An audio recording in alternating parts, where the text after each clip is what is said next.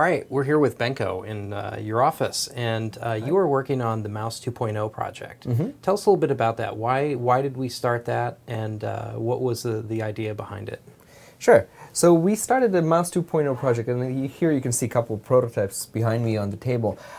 We were doing an investigation, and it's actually a collaborative investigation between Microsoft Research here in Redmond, Microsoft Research in Cambridge, as well as Microsoft Hardware, Applied Sciences group there.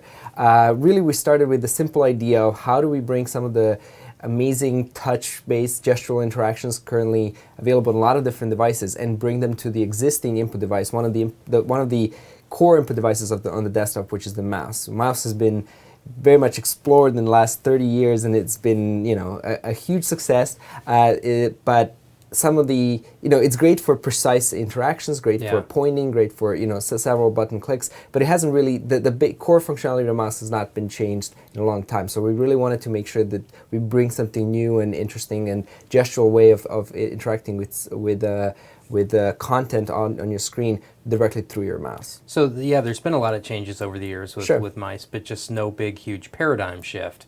Well, unless you come to a scroll wheel, I guess. That. Yeah. So is this, when this started, was this supposed to be as a way to facilitate people who don't have multi-touch computers to be able to use that? Or is it to augment people who might have multi-touch computers? I think within this research framework, we actually explored both directions. One idea was to really try to look at different hardware implementations and figure out how different sensing capabilities affect what you can actually recognize and what kind of actions do they do, how different forms impact how you can manipulate this stuff and what gestures can you perform. But then the other one is also looking at standard kind of desktop things and what can you really augment there. So in many ways it's a two-pronged approach. One is to kind of like you said, what if we could substitute for people who don't have touch screens, what if you could bring that functionality, enable them to do something like that? The other one is like, what if, the mouse functionality is already great, what if we can just simply add a couple more gestures to it and really have this extra language, extra framework that we can work with? So we ended up just from pure kind of luck and different interests and different people working on it, we ended up with each mouse kind of focusing on a different kind of aspect to it. So Dan talked to you before about the capacitive sensing mouse, and you see one over here. And with that particular mouse, so that mouse had a capacitive strip right over the top. This particular mouse, then we looked at different desktop scenarios. So how would you, dock, minimize, maximize windows and things like that. Today I'm going to talk to you about two mice that are working on a different principle. So that one was using capacitive sensing, and we also explored a lot of mice that used optical sensing. What I mean by optical sensing is they actually had an embedded camera inside of the mouse form itself, looking at what the touch interactions are. How many mice did you prototype? We prototyped 5 different mice. How many were optical? So out of the 5, there were 3 that were optical. And one was capacitive, and one was looking at each individual touch point as an individual mouse sensor. So you can think about that as a kind of a conglomerate of a lot of small other mice put together in a one kind of way that links them all together and makes it move together. That one we called articulated mouse, RT. So you did a very interesting thing with this project, though, where you showed our hand very early in the game at a spot where most companies wouldn't show what we were working on, and asked people for feedback. How much response did you get from that? We got a lot of feedback, very positive feedback.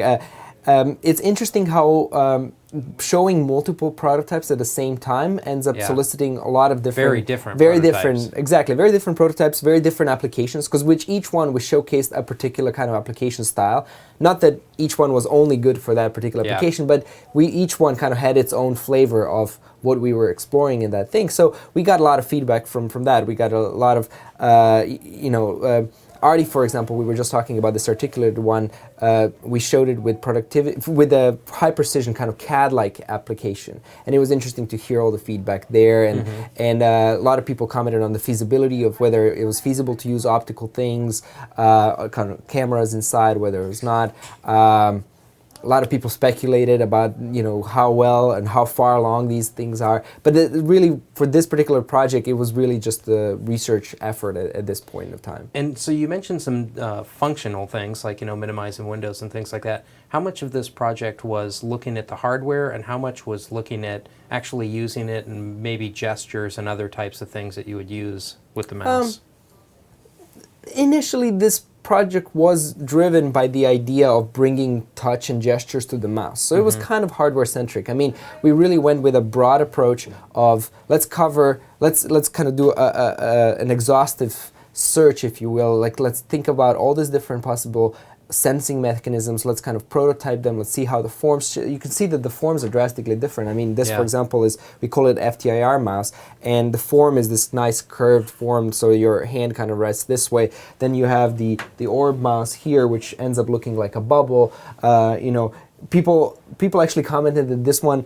It either look very comfortable or look very uncomfortable to folks. But actually, this extra bubble which houses our camera was quite nice. It acts here kind of as a handrest. We created actually this same mouse where the camera was completely enclosed in a dome. So it was basically just one hemisphere thing. Dome. But after trying it, and that's the luxury of having all these mice to try it, we actually didn't like it as much. First, you didn't know quite what way to orient it, and then you had nowhere to rest your hand in interacting with it. So in some sense, unless you try it, you don't know it. So from the beginning, it was very hardware-centric, and then we were looking also at what interaction capabilities this enables. Like, what are the new things that one can do with devices if mice had touch and gestures enabled on top of them. So we've got some good videos on Channel 9 about how we prototype, but for those who might not have seen it, how exactly were these built? So, well, let me show you this one. For example, so the FTIR mouse is just a curved piece of acrylic like this, and I'll open it up for you right now. What you see here is as I said, it's an optical mouse. So it's a camera-based mouse.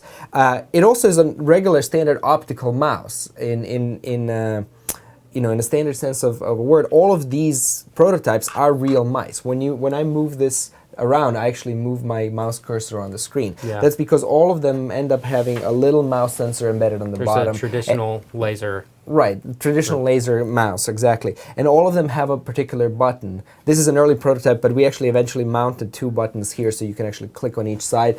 This particular one has a button, so you can kind of hear it a little bit.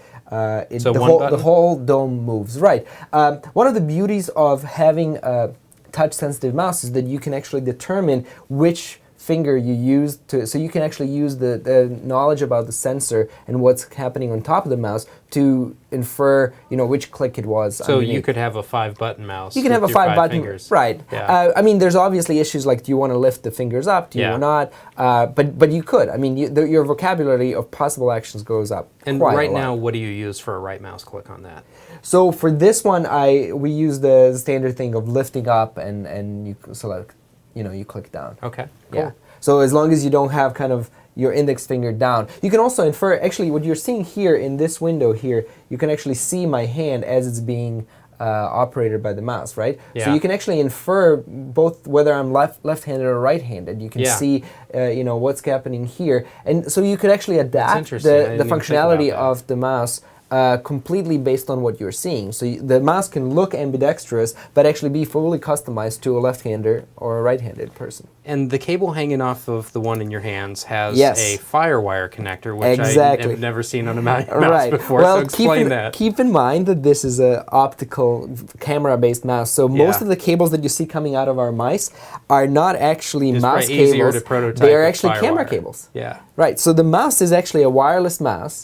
This is this also here, this orb mouse is a wireless mouse. You can see the little dongle here, over here. But the actual cord that comes out is, in this case, a USB cord coming out from the camera out, so that we can process this image directly on the computer. Cool. Let's look at how these work.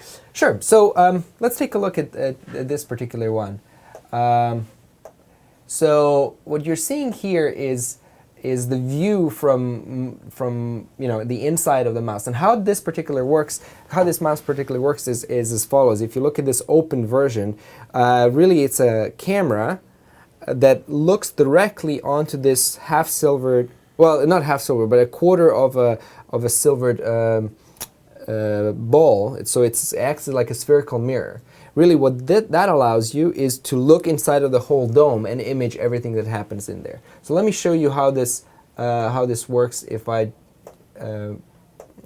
just 1 second here. So this is the view from our camera inside, looking at this particular mirror. So as I'm moving my fingers around, you can see my fingers being reflected in this particular mirror, right? It's a very distorted view. It's a very distorted view. Now we apply a little bit of undistortion. We apply a kind of an undistortion algorithm, and then we map that to this particular view, which is kind of a ghosting view. You can almost think about it as a, what would happen behind the shower door. Yeah. Kind of something like that. A little ghosted image of what's happening. But this is actually enough for us to process it and to really kind of clean up this image. You can get a fairly good view of what's happening, and then you can kind of threshold it in a standard way, a kind of standard computer vision way, which gives you this kind of clean black and white image that you can use to drive a particular interactions, right? So this is kind of what's happening. This is the pipeline that we use to process it. All right.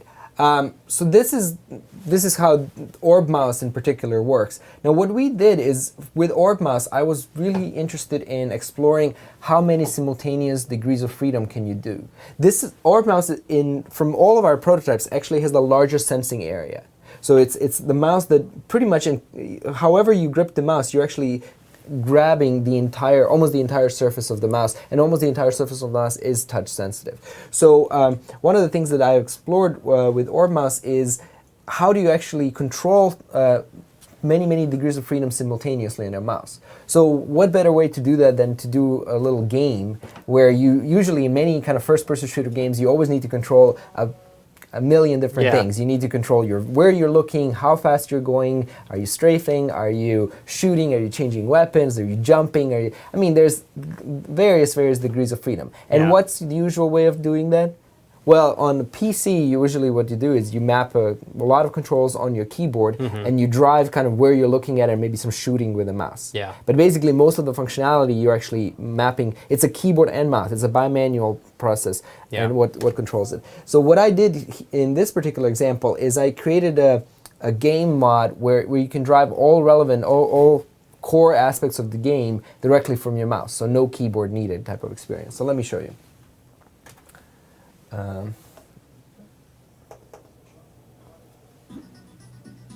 So what you're seeing here is just a kind of an open source game, but really what I'm doing is I'm mapping different regions here on the mouse, as we discussed before. This is the view directly that happens from the mouse. I'm mapping those different regions onto different functionalities of the game. So if I put my hand down, nothing really happens. But you can actually see here, my index finger is used as a mini joystick for moving around. So if I start having this little mini joystick to the side, let's say I move down, I move up. So those would replace the traditional movement keys on the keyboard. Exactly. And then you look around with the mouse itself. Right. So if I lift my fingers up here, I'm actually doing a jumping. If I move on the side, I'm switching weapons here with the thumb. And I can do another funky thing. If I actually just have my hand tilted like this, I'm actually tilting my whole view. That's not something that you typically do in a game, but it might be fun to actually look around the corner. Yeah, I like to lean around corners and pop a couple rounds off. So anyway, so this gives you a full... So also, because I can click, actually, this is basically my way of shooting, firing right now. All right, so let's try to take it for a little spin.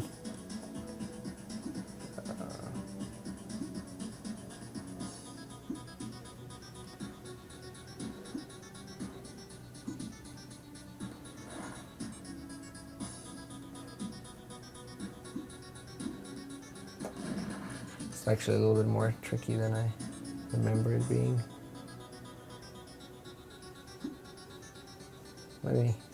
Yeah. So when's the last time you played this? About a year ago. Yeah. Actually, the one thing that I could actually let me just readjust a little bit. So one of the things that's always tricky about this is that the sensitivity of the mouse can be adjusted in both ways. So one thing that we can adjust.